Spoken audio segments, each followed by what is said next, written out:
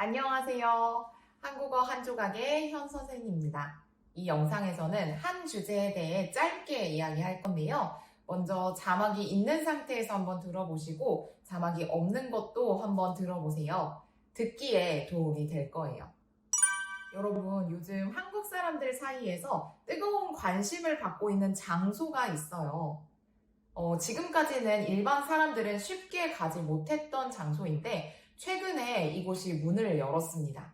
바로 청와대인데요. 청와대는 대통령이 일을 하고 생활하던 곳이었어요. 그러다 보니 일반 사람들은 그곳에 들어갈 수 없었는데 최근에 대통령이 바뀌고 또 그 장소를 옮기면서 무려 74년 만에 개방을 하게 되었습니다. 하지만 지금도 청와대를 모든 사람들이 갈 수 있는 것은 아니고 안전 문제상 하루에 제한된 인원만 들어갈 수 있어요. 그래서 청와대를 가고 싶은 사람들은 미리 예약 신청을 해야 되는데요. 방문하고 싶어 하는 사람들이 많기 때문에 그 경쟁률이 어마어마하다고 들었어요. 그런데 감사하게도 제가 당첨이 되어서 청와대를 갈 수 있게 되었습니다. 그래서 오늘은 제가 다녀온 청와대를 소개하려고 해요. 제가 다녀온 청와대의 모습들을 같이 보면서 구경해봐요. 청와대는 여러분이 잘 알고 있는 경복궁 뒤편에 있어요. 그리고 청와대 뒤에는 북악산이라는 산이 있어요. 그래서 청와대를 구경하면서 느꼈던 것은 주변의 자연경관이 정말 아름답다는 것이었어요. 먼저 제가 본 첫 번째 건물은 영빈관이었습니다.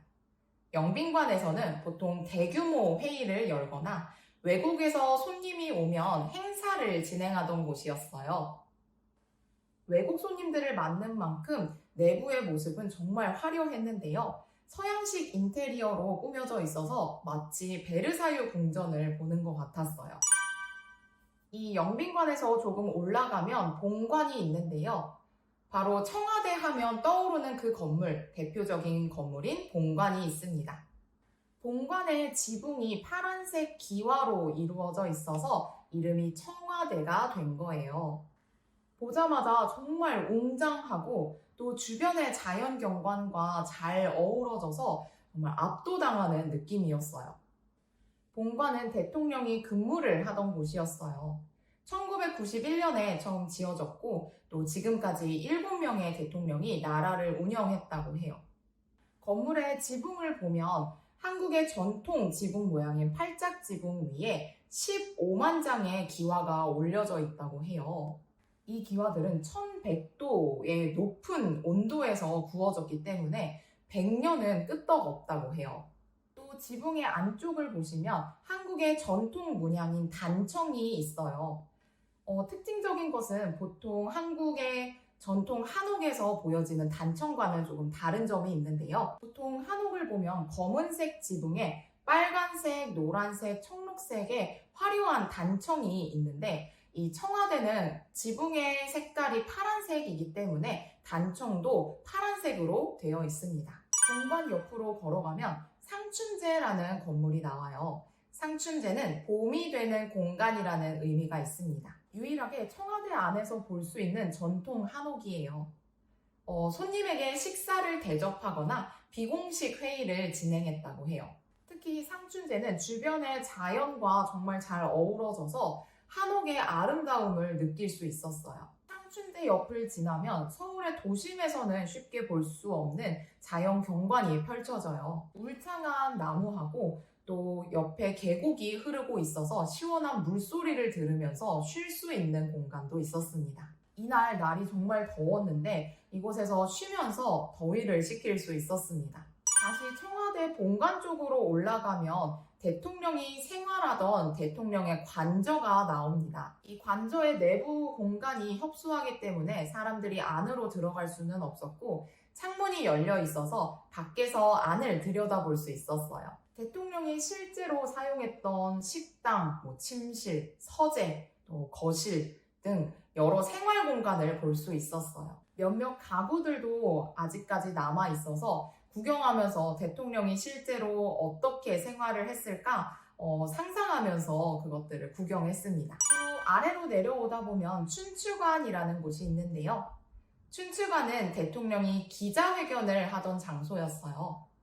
또 청와대에 온 기자들이 머물던 곳이었습니다. 춘추관 앞에는 헬기장으로 이용했던 잔디밭이 있는데 지금은 이렇게 시민들이 쉴 수 있는 공간으로 만들어 놓았어요. 청와대 곳곳에는 문화재들이 숨어 있는데 통일신라 시대, 조선시대의 유물들도 볼 수 있어요.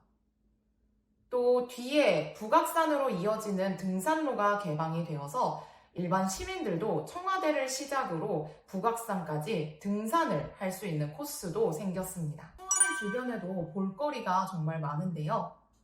청와대 앞에는 광화문 광장과 경복궁이 있어서 조선시대부터 근현대에 이르기까지 한국의 역사와 또 상징이 한 곳에 모여 있어요. 또 주변에는 경복궁 말고도 삼청동, 인사동, 서촌 등 한국의 전통을 느낄 수 있는 명소들이 많아요. 청와대 주변은 개발이 제한되었기 때문에 쉽게 높은 건물을 지을 수 없어요. 그래서 이 동네에서는 서울의 옛 정취와 감성을 느낄 수 있어서 정말 가볼 만해요. 여러분도 한국에 올 기회가 있다면 이 청와대를 한번 관람해 보시는 것을 적극 추천합니다.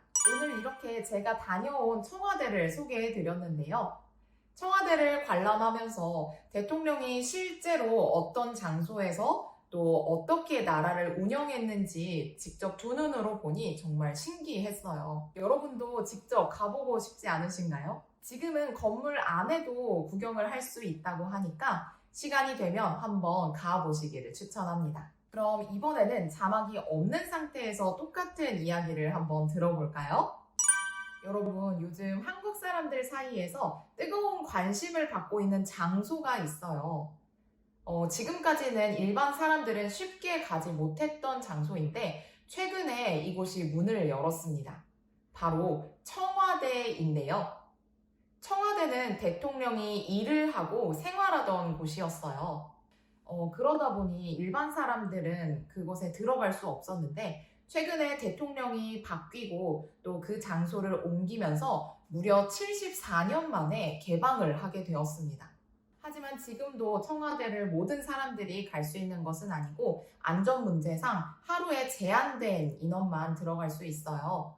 그래서 청와대를 가고 싶은 사람들은 미리 예약 신청을 해야 되는데요. 방문하고 싶어 하는 사람들이 많기 때문에 그 경쟁률이 어마어마하다고 들었어요. 그런데 감사하게도 제가 당첨이 되어서 청와대를 갈 수 있게 되었습니다. 그래서 오늘은 제가 다녀온 청와대를 소개하려고 해요. 제가 다녀온 청와대의 모습들을 같이 보면서 구경해봐요. 청와대는 여러분이 잘 알고 있는 경복궁 뒤편에 있어요. 그리고 청와대 뒤에는 북악산이라는 산이 있어요.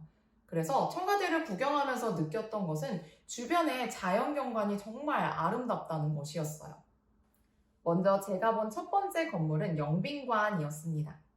영빈관에서는 보통 대규모 회의를 열거나 외국에서 손님이 오면 행사를 진행하던 곳이었어요. 외국 손님들을 맞는 만큼 내부의 모습은 정말 화려했는데요. 서양식 인테리어로 꾸며져 있어서 마치 베르사유 궁전을 보는 것 같았어요. 이 영빈관에서 조금 올라가면 본관이 있는데요. 바로 청와대 하면 떠오르는 그 건물, 대표적인 건물인 본관이 있습니다. 본관의 지붕이 파란색 기와로 이루어져 있어서 이름이 청와대가 된 거예요. 보자마자 정말 웅장하고 또 주변의 자연경관과 잘 어우러져서 정말 압도당하는 느낌이었어요. 본관은 대통령이 근무를 하던 곳이었어요. 1991년에 처음 지어졌고 또 지금까지 7명의 대통령이 나라를 운영했다고 해요. 건물의 지붕을 보면 한국의 전통 지붕 모양인 팔짝 지붕 위에 15만 장의 기와가 올려져 있다고 해요. 이 기와들은 1100도의 높은 온도에서 구워졌기 때문에 100년은 끄떡없다고 해요. 또 지붕의 안쪽을 보시면 한국의 전통 문양인 단청이 있어요.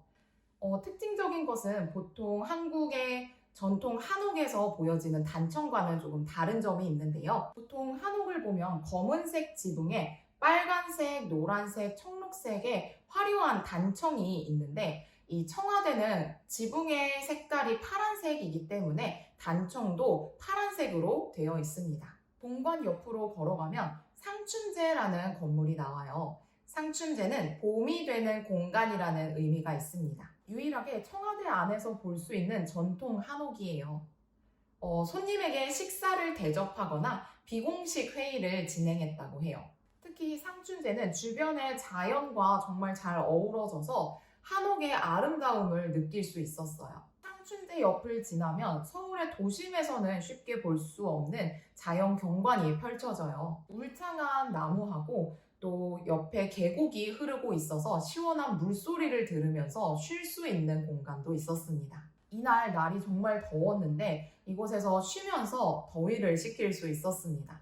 다시 청와대 본관 쪽으로 올라가면 대통령이 생활하던 대통령의 관저가 나옵니다. 이 관저의 내부 공간이 협소하기 때문에 사람들이 안으로 들어갈 수는 없었고 창문이 열려 있어서 밖에서 안을 들여다볼 수 있었어요. 대통령이 실제로 사용했던 식당, 침실, 서재, 또 거실 등 여러 생활 공간을 볼 수 있었어요. 몇몇 가구들도 아직까지 남아 있어서 구경하면서 대통령이 실제로 어떻게 생활을 했을까 상상하면서 그것들을 구경했습니다. 또 아래로 내려오다 보면 춘추관이라는 곳이 있는데요. 춘추관은 대통령이 기자회견을 하던 장소였어요.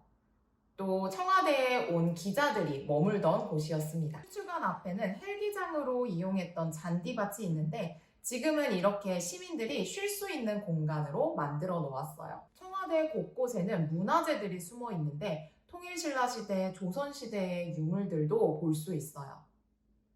또 뒤에 북악산으로 이어지는 등산로가 개방이 되어서 일반 시민들도 청와대를 시작으로 북악산까지 등산을 할 수 있는 코스도 생겼습니다. 청와대 주변에도 볼거리가 정말 많은데요. 청와대 앞에는 광화문 광장과 경복궁이 있어서 조선시대부터 근현대에 이르기까지 한국의 역사와 또 상징이 한 곳에 모여 있어요. 또 주변에는 경복궁 말고도 삼청동, 인사동, 서촌 등 한국의 전통을 느낄 수 있는 명소들이 많아요. 청와대 주변은 개발이 제한되었기 때문에 쉽게 높은 건물을 지을 수 없어요. 그래서 이 동네에서는 서울의 옛 정취와 감성을 느낄 수 있어서 정말 가볼 만해요. 여러분도 한국에 올 기회가 있다면 이 청와대를 한번 관람해 보시는 것을 적극 추천합니다. 오늘 이렇게 제가 다녀온 청와대를 소개해 드렸는데요.